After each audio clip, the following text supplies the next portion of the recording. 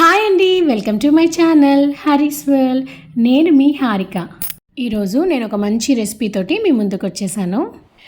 నెల్లూరు వాళ్ళు ఎక్కువ రొటీన్గా చేసుకునే రెసిపీ ఏంటంటే పప్పుల్స్ అండి. ఏ ఫ్రై ఐటమ్ అయినా కర్రీ చేసినా కూడా పప్పుల్స్ అయినా రసమైనా ఉండాల్సిందే. మరి ఈరోజు పప్పుల్స్ ఎలా చేసుకోవాలో చూద్దామా. అది కూడా ఎటువంటి సాంబార్ పౌడర్ కానీ మసాలా పౌడర్స్ కానీ యూజ్ చేయకుండా ఎంతో టేస్టీగా ఉంటుంది. ఇంకెందుకు ఆలస్యం, ముందుగా ఒక చిన్న గ్లాస్ కందిపప్పుని శుభ్రంగా కడిగి 4 to 5 విజిల్స్ వచ్చేదాకా ప్రెషర్ కుక్కర్లో ఉడకనివ్వాలి. మన ఇంట్లో ఉన్న కూరగాయలు అంటే క్యారెట్, పచ్చిమిర్చి, బెండకాయ, టమాటా, వంకాయ, ముల్లంగి, ములక్కాడ. దీంట్లో ములక్కాడే మెయిన్ ఇంగ్రీడియంట్. చిన్న ఉల్లిపాయలు అయితే ఇంకా చాలా బాగుంటాయి. ఇప్పుడైతే నా దగ్గర చిన్న ఉల్లిపాయలు లేవని ఒక ఉల్లిపాయని హాఫ్గా కట్ చేసి వేసుకున్నాను. ఇలా కట్ చేసుకున్న కూరగాయల్లో ముందుగా నానబెట్టుకున్న చింతపండు నీళ్ళని, చిటికెడు పసుపు, రుచికి సరిపడా ఉప్పు వేసుకొని స్టవ్ మీద పెట్టుకొని ఉడికించుకోవాలి.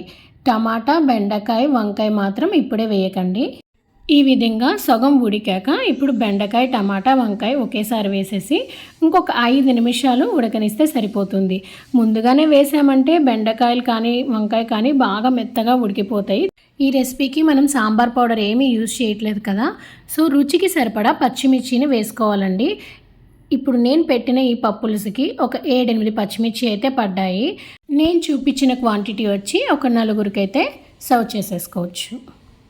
ఈ విధంగా ముక్కలన్నీ ఉడికాయా లేదా అని ఎలా తెలుస్తుంది అనుకుంటున్నారు?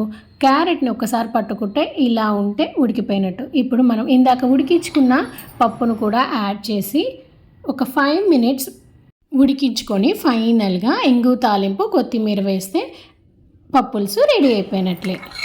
ఇప్పుడు దాకా చూపించిందంతా కూడా నెల్లూరు వాళ్ళు చేసే పప్పులుసు.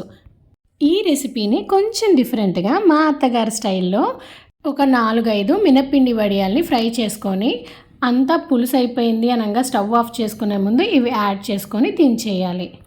ఈ పిండి వడియాలు అనేది లాస్ట్లోనే యాడ్ చేసుకోవాలండి. సో మనం తినేటప్పుడు కొంచెం మెత్తపడి పంటికి తగులుతూ ఉంటాయి కాబట్టి చాలా బాగుంటాయి.